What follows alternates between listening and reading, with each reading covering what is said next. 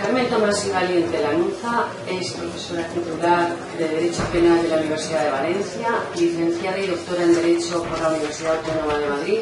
Realizó parte de sus estudios doctorales en Friburgo, Alemania. Autora de varios libros, numerosos artículos doctrinales y colaboraciones en libros colectivos. Miembro del Comité de Ética Asistencial del Hospital Clínico de Valencia desde hace más de 10 años. Entre sus líneas de investigación destaca la referida a la vertiente jurídica de cuestiones bioéticas, plasmada en 2 monografías sobre la eutanasia y el suicidio asistido, así como artículos referidos al aborto, la intimidad de los datos sanitarios, los límites de licitud de las investigaciones genéticas, el uso del concepto de dignidad humana y sus aplicaciones jurídicas en cuestiones bioéticas. Queremos agradecerle a la profesora Tomás y Valiente que hoy, en el contexto de estas 10º jornadas de enfermería en las que hemos procedido a recordar a Isabel, nos acompañe. Y a continuación, y sin más demora, damos paso a su intervención. Muy bien, buenos días. Muchas gracias por la presentación.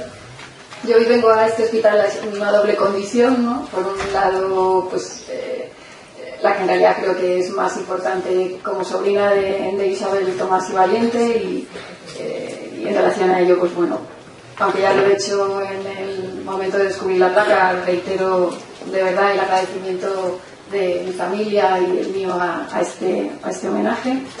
Y vengo también, bueno, pues en condición de conferenciante para hablarles un poco de algunos aspectos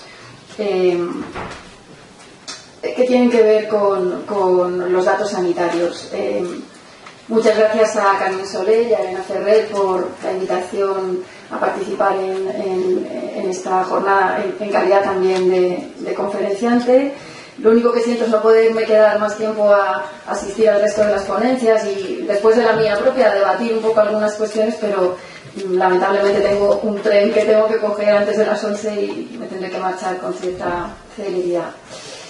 Bueno, yo soy penalista y como tal pues me ocupo de la rama del derecho que protege los bienes jurídicos más fundamentales frente a los ataques que consideramos más intolerables, ¿no? De eso se ocupa el derecho penal. Y uno de esos bienes jurídicos que además constituye un verdadero derecho fundamental protegido por la Constitución con ese rango es sin duda la intimidad, que como todos sabemos se encuentra sometida a riesgos crecientes pues en esta era tecnológica, ¿no? Que nos ha tocado vivir. Y a nuestra intimidad pertenece, como es obvio, un conjunto de datos especialmente sensibles y por eso especialmente protegidos, que son los relativos a la salud. Bien, obviamente el derecho penal no es la única rama del ordenamiento jurídico que protege los datos ni en general ni los datos sanitarios en particular, ¿no? Como ustedes saben, pues existe una regulación administrativa muy profusa, la Ley de Protección de Datos, la ley en relación ya a los datos sanitarios, la Ley de Autonomía del Paciente de 2002, que es donde se regulan pues cuestiones relativas, por ejemplo, a la historia clínica, que es el documento donde se plasma comúnmente los datos sanitarios. Bueno, podríamos hablar de esta normativa administrativa, pero bueno, personalmente, ya que yo me dedico al derecho penal, pues he optado por, entre comillas, meterles un poco de miedo y explicar las posibles responsabilidades penales en las que puede incurrir un profesional de la salud que vulnera la intimidad del paciente. Opto por esto porque, bueno, creo que conviene hacer conscientes a los profesionales, aunque sea un poco a costa de mostrar esa faz un poco amenazadora, ¿no?, que siempre implica el derecho penal, ¿no? Creo que conviene hacer conscientes a los profesionales de la importancia de, en este tema, mantener un respeto escrupuloso y de abandonar prácticas pues que quizás en otro momento fueron, digamos, más comunes, ¿no? Quizás antes pues era más habitual la idea esta de, bueno, pues total, yo soy médico, yo soy profesional, yo soy enfermera, no pasa nada porque mire la historia clínica de esta persona o de esta otra, o quizás alguien, o quizá antes, no sé, era más común pues que alguien le solicitase a un profesional, mira a ver qué le pasa a esta persona que conozco o qué hay en su historia clínica.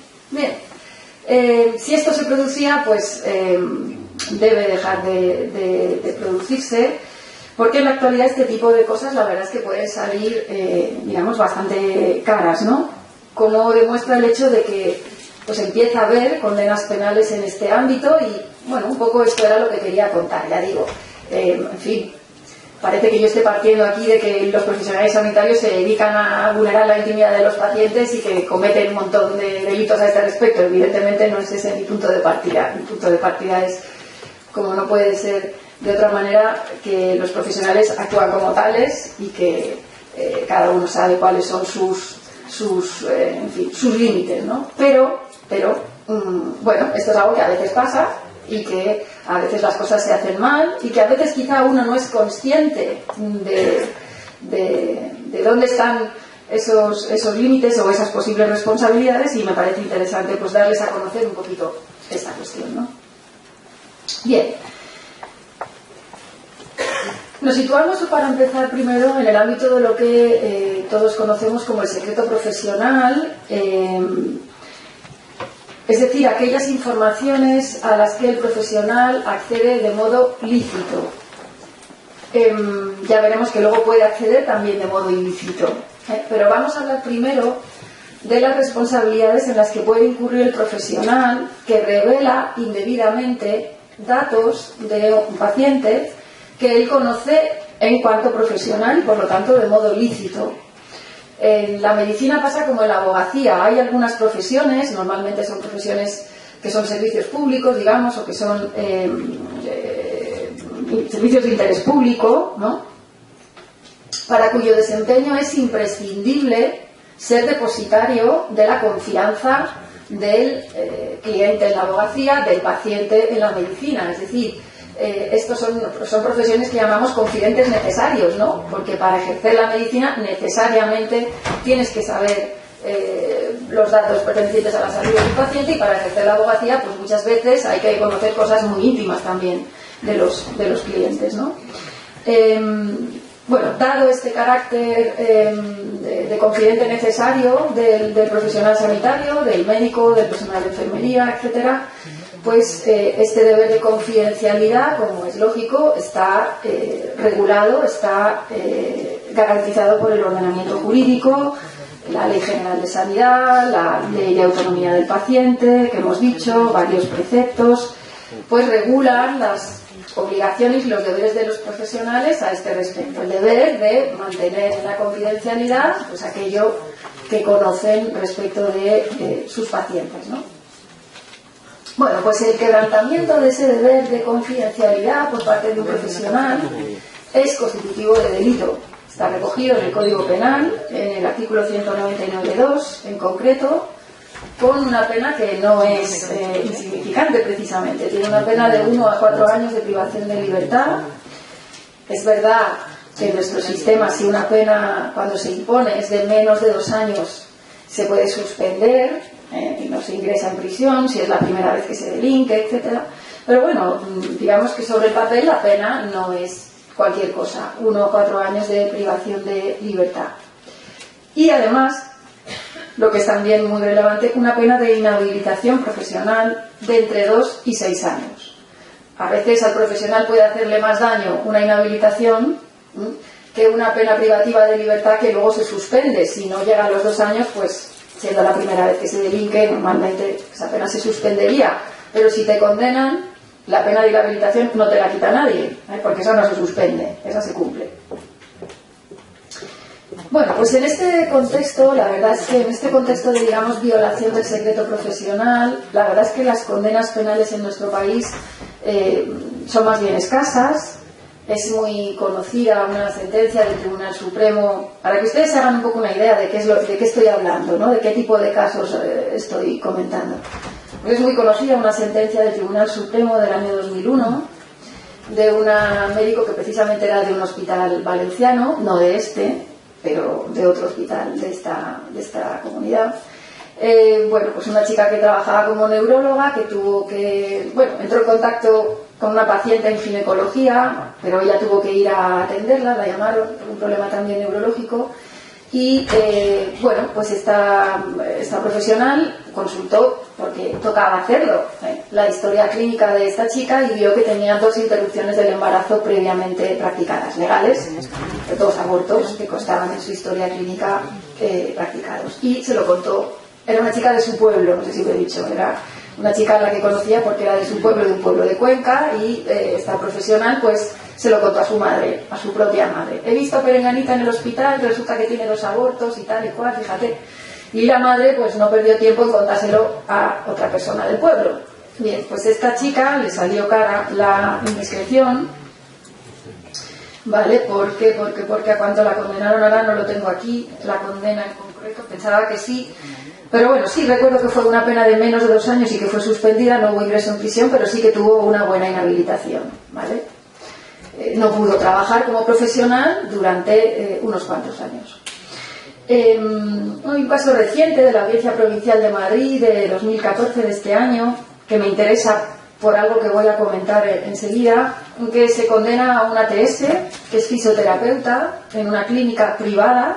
Este deber de confidencialidad evidentemente afecta tanto al profesional de la pública como de la privada. Bueno, esto es absolutamente indiscutible.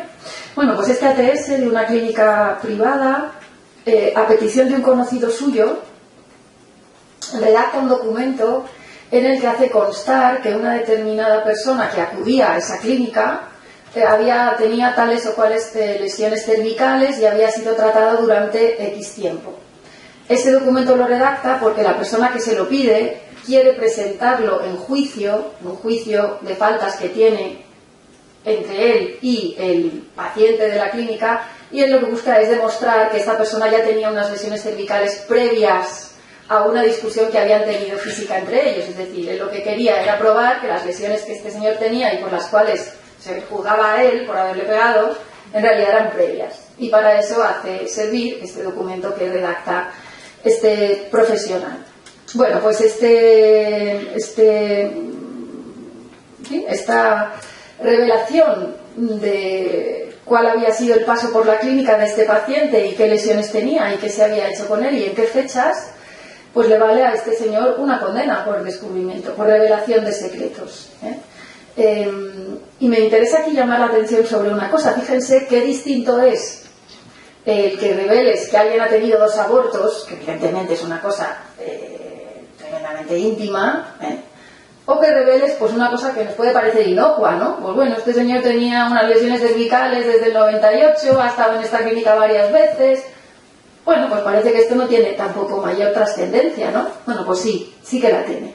Porque los datos relativos a la salud no son solo si tengo un VIH o una hepatitis C, ¿no?, o un cáncer, sino cosas que pueden ser de aparentemente tan poca importancia como estas, ¿no? Y este señor pues es condenado. Bien, hay otra posibilidad de actuación aquí penalmente reprobable por parte de un profesional, que es la que en los últimos años ha dado lugar a varias condenas, que es ya el acceso ilícito a la intimidad ajena por parte del profesional. Tiene una pena algo más alta, como ahora veremos, y de lo que estoy hablando ahora es del profesional que, abusando de sus posibilidades de acceso, por ejemplo, a los sistemas informáticos de su hospital, donde están las historias clínicas y están informatizadas, por ejemplo, pues el profesional que, abusando de estas posibilidades de acceso, ¿vale?, accede a datos sobre personas que están dentro del sistema pero que no son sus pacientes. Hasta ahora los ejemplos que les he puesto es de gente que sí que ha accedido ilícitamente a esa información, pero ahora de lo que estamos hablando es del profesional que consulta lo que no tiene derecho a consultar o a conocer. Así les pongo un par de ejemplos de sentencias recientes. Pues en 2012, por ejemplo, condena el Tribunal Supremo a un cirujano de una clínica privada que accede a las historias clínicas de pacientes que no trata él, es decir, él tiene los suyos, pero accede a muchas historias clínicas. La mayoría de esas historias no son de sus pacientes. Este señor, en principio, lo que pretende, y esto queda claro que es su pretensión, es intentar demostrar que en la clínica se cometen irregularidades, ¿vale? Y de hecho él va directamente a los juzgados con todo esto que él ha descubierto, a base, entre otras cosas, de consultar historias clínicas, y pretende, bueno, pues que esto sirva de apoyo a una denuncia de irregularidades en la clínica. Claro, lo que el tribunal le dice es, bien, para investigar irregularidades en la clínica ya están los organismos estatales, la policía, el juez de instrucción, y ya el Estado dispone de quien tiene que investigar posibles irregularidades. Lo que no puede es usted erigirse en investigador de irregularidades y para ello entrar en historias clínicas que no tienen ningún derecho a consultar, ¿vale? Es verdad que finalmente le aplican, bueno, una figura penal que se llama el error de prohibición, porque él realmente está convencido de lo que hace, de que lo que está haciendo es lícito. Si no, no hubiera ido a los tribunales, ¿no?, con el papel en la mano, he descubierto esto. Obviamente él lo que piensa que lo que está haciendo es correcto, y eso nuestro derecho penal también lo tiene en cuenta, ¿no? Y de hecho al final se le absuelve por el error de prohibición. Pero lo que el tribunal deja muy claro es que lo que estaba haciendo es ilícito en sí mismo. La cosa es que le absuelvan porque él pensaba o dejaba de pensar, pero que digamos, el investigar irregularidades que puedan cometer otros compañeros o la dirección de la clínica o tal, no le compete a él y no le autoriza a consultar historias clínicas de quienes no son sus pacientes, ¿no? Y un caso también conocido en los últimos años, muy reciente, además este ha sido un caso muy conocido en la Audiencia Provincial de Baleares en 2015, hace nada. Pues una condena a un médico que era funcionario, y además siendo funcionario la pena se agrava, que por motivos personales consultó las historias clínicas de varios compañeros del hospital, que también tenían su historia clínica en el hospital, varios médicos, compañeros suyos, pues se metió a consultar sus historias clínicas porque, le interesaba conocer datos de salud de esas personas. Aquí no hace falta, para que haya condena penal, este señor, les voy a contar lo que le correspondió. Pues este sujeto fue denunciado y se le pusieron 2 años, 6 meses y un día de privación de libertad, lo que implica que este señor ha ingresado en prisión, más una inhabilitación absoluta por tiempo de 6 años. Inhabilitación absoluta quiere decir que si eres funcionario y te imponen una inhabilitación absoluta, pierdes esa condición. Y para volverla a tener, la tienes que volver a recuperar cuando acabe la condena. Esto es una pena muy severa, muy severa. Implica un ingreso en prisión y además una inhabilitación que no es cualquier cosa. Bien, en este caso también, se le había agravado por el hecho de ser funcionario, ¿no? Entonces, vemos en estos casos, fíjense que dado que el acceso es ilícito, es delictivo el propio acceso ilícito en sí mismo. Cuando hablábamos de la revelación del secreto profesional, como el secreto profesional se conoce lícitamente, lo que es delictivo es revelarlo, contarlo. En el caso de los delitos que tienen que ver con el acceso ilícito en sí mismo, el acceso es ya en sí mismo delictivo, es decir, este señor, aunque no se lo contara a nadie, el haberse metido en 5 historias clínicas que no le tocaba, en sí mismo es delictivo. Y la pena es todavía más alta si se revela, es decir, que ya el acceso en sí mismo es delictivo, pero si se revela todavía la pena puede ser mayor, para que se hagan una idea. Por el mero acceso, la pena puede oscilar entre 3 años y 3 meses a 4 años de prisión, más multa e inhabilitación. A este profesional le pusieron menos porque se le aplicó un atenuante, pero en principio la pena de partida es de más de 3 años, es muy alta. Yo personalmente considero que es excesivamente alta, pero es lo que está en el Código Penal. Esto es el artículo 198. y el 197 previamente. Y si se produce la revelación, la pena puede aproximarse mucho a los 5 años. No creo que haya ningún tribunal que ponga una pena de 5 años, ya se buscaría aquí el tribunal, como en este caso, pues en fin, para ver si pone alguna atenuante o algo. Pero en fin, esto está en el Código Penal y, como ustedes ven, pues se está empezando a aplicar. Entonces, bueno, estoy aquí metiendo un poco de miedo, pero yo creo que es interesante conocerlo, ¿no? En ocasiones, y con esto ya termino porque, como les comentaba, la intervención va a ser breve, ¿no? Pero en ocasiones lo discutido, y esto aquí es donde yo creo que hay más dudas, en ocasiones lo discutido es precisamente si el profesional estaba o no autorizado a entrar en esa historia clínica o a conocer esa información, ¿vale? Es decir, cuando son pacientes que no tienen nada que ver contigo, pues está muy claro que no procede y que ese acceso es ilícito, ¿de acuerdo? Pero luego también hay casos intermedios, casos más dudosos, casos en donde lo discutible va a ser si ese profesional estaba o no realmente autorizado a acceder a esa información, y de eso va a depender al final que te condenen por delito o no. Este tipo de casos están ahora llegando bastante, están llegando de vez en cuando a los tribunales, ¿no? Y les pongo algún ejemplo que me ha parecido interesante. Hay, por ejemplo, un auto, que es del Tribunal Supremo además, en donde el problema es, lo plantea un jefe de servicio. O sea, el acusado es un jefe de servicio que, sí que consultaba, digamos, las historias clínicas de pacientes que no llevaba directamente él, pero sí otros miembros del servicio, que, bueno, pues administrativamente son sus subordinados, ¿no? Entonces ahí lo que se discute es si el jefe de servicio está autorizado o no a entrar en las historias clínicas de los pacientes que llevan los otros miembros del servicio. Aquí el Tribunal Supremo, y esto creo que es importante porque sienta una jurisprudencia, siendo del Supremo además y no de una audiencia provincial, pues esto, en fin, tiene mayor peso de cara a resoluciones de tribunales inferiores que en principio han de seguir la jurisprudencia del Supremo, ¿no? Pues aquí el Supremo entiende que esa consulta es lícita, que al jefe de servicio le corresponde, digamos, está dentro de sus atribuciones controlar las buenas prácticas de sus subordinados, y que si accede a la historia clínica de pacientes de sus subordinados con ese propósito, digamos, pues es un acceso lícito, ¿no? Y por eso, en este caso, ni siquiera ha llevado el juicio, se le sobresee antes del juicio. Hay otra sentencia,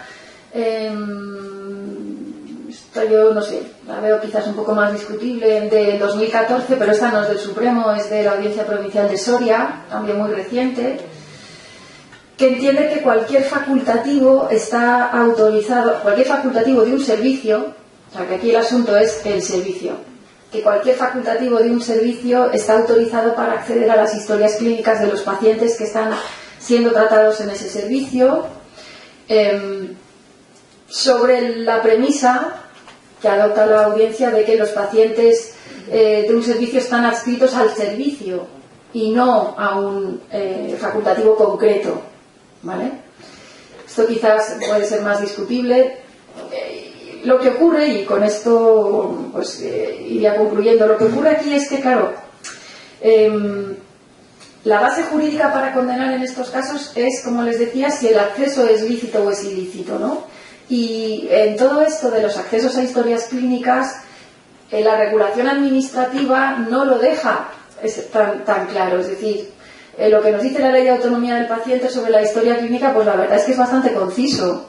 No hay claridad estricta en ningún sitio sobre el jefe de servicio puede o no, los compañeros del servicio pueden o no, qué profesional de enfermería, por ejemplo, podría sí o no. Es decir, que son cosas que no están, algunas de ellas, claramente reguladas y que por lo tanto son susceptibles de interpretación. Y de hecho esto que les estoy comentando pues son interpretaciones que hace el tribunal a la hora de decir, bueno, los compañeros del servicio se han querellado o bueno, han denunciado, porque aquí el que se puede querellar es el paciente, pero cualquiera puede denunciar. Muchas veces, claro, ¿qué pasa? Que esto lo intuyo yo más que saberlo, pero yo creo que cuando estas cosas pasan, incluso muchos accesos ilícitos que pueda haber, pues no se denuncian si el paciente no se entera y si ningún otro profesional se entera. Bueno, pues esto, como tantas otras cosas, queda oculto, por muy ilícito que sea el acceso. Si nadie se entera, bueno, y los pacientes normalmente no se enteran cuando esto pasa. El problema está muchas veces en que quien denuncia son personas del propio hospital, ¿eh? Sobre todo, pues bueno, si hay a veces querellas internas, en un servicio, tal. Las denuncias muchas veces proceden de los propios compañeros. En estos dos casos que les estoy diciendo, los que denunciaron al jefe de servicio en un caso y al profesional en el otro, fueron los propios miembros del servicio. El paciente no se había enterado de nada. Por mucho que en realidad el sujeto pasivo del delito es el paciente, pero en nuestro derecho la denuncia es pública, ¿vale? Bien, entonces quedan también muchas cosas por aclarar. Yo no he pretendido en absoluto aclararles todo, ni mucho menos sobre estas responsabilidades penales, porque hay muchos puntos discutibles, pero bueno, sí que me ha parecido que podría, espero que haya sido así, tener cierto interés mostrar un poco que aquí no estamos hablando únicamente de posibles sanciones disciplinarias o de sanciones administrativas, sino que aquí detrás está el derecho penal, que es la rama del ordenamiento más severa y que puede llevar a sanciones que no son despreciables. En fin, muchas gracias por su atención y con esto.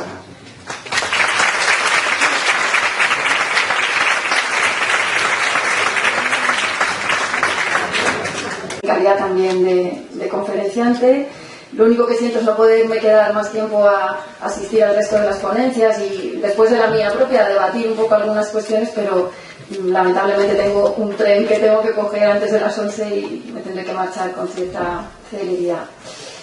Bueno, yo soy penalista y como tal pues me ocupo de la rama del derecho que protege los bienes jurídicos más fundamentales frente a los ataques que consideramos más intolerables, ¿no? De eso se ocupa el derecho penal. Y uno de esos bienes jurídicos que además constituye un verdadero derecho fundamental protegido por la Constitución con ese rango es sin duda la intimidad, que como todos sabemos se encuentra sometida a riesgos crecientes pues en esta era tecnológica, ¿no? Que nos ha tocado vivir. Y a nuestra intimidad pertenece, como es obvio, un conjunto de datos especialmente sensibles y por eso especialmente protegidos, que son los relativos a la salud. Bien, obviamente el derecho penal no es la única rama del ordenamiento jurídico que protege los datos ni en general ni los datos sanitarios en particular, ¿no? Como ustedes saben, pues existe. Carmen Tomás y Valiente Lanuza es profesora titular de Derecho Penal de la Universidad de Valencia, licenciada y doctora en Derecho por la Universidad Autónoma de Madrid. Realizó parte de sus estudios doctorales en Friburgo, Alemania. Autora de varios libros, numerosos artículos doctrinales y colaboraciones en libros colectivos. Miembro del Comité de Ética Asistencial del Hospital Clínico de Valencia desde hace más de 10 años. Entre sus líneas de investigación destaca la referida a la vertiente jurídica de cuestiones bioéticas, plasmada en 2 monografías sobre la eutanasia y el suicidio asistido, así como artículos. Por un lado, pues la que en realidad creo que es más importante como sobrina de Isabel Tomás y Valiente y en relación a ello, pues bueno, aunque ya lo he hecho en el momento de descubrir la placa, reitero de verdad el agradecimiento de mi familia y el mío a este homenaje. Y vengo también, bueno, pues en condición de conferenciante para hablarles un poco de algunos aspectos que tienen que ver con los datos sanitarios. Muchas gracias a Carmen Soler y a Elena Ferrer por la invitación a participar en esta jornada. Referidos al aborto, la intimidad de los datos sanitarios, los límites de licitud de las investigaciones genéticas el uso del concepto de dignidad humana y sus aplicaciones jurídicas en cuestiones bioéticas. Queremos agradecerle a la profesora Tomás y Valiente que hoy, en el contexto de estas 10º jornadas de enfermería en las que hemos procedido a recordar a Isabel, nos acompañe. Y a continuación, y sin más demora, damos paso a su intervención. Muy bien, buenos días. Muchas gracias por la presentación. Yo hoy vengo a este hospital en una doble condición, ¿no?